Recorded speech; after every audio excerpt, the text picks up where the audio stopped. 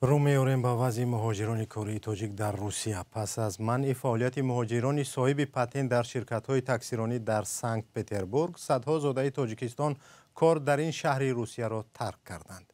حکومت سنت پتربورگ از روز 8 نوامبر امسال شهروندان خارجی را از حق راننده تاکسی محروم کرد.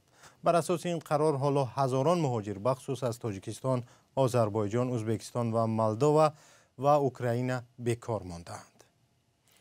چندی از رانندگان تاجیک امروز به رادیو آزادی گفتند که از روز 7 نوامبر شرکت‌های تاکسی دسترسی آنها به برنامه‌شان را قطع کردند.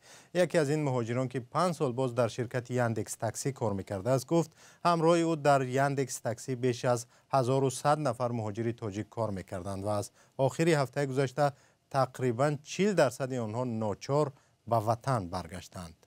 بعد حمله به کراکوس در سال 2024 در روسیه کار و اقامت مهاجران محدود و سخت شده است.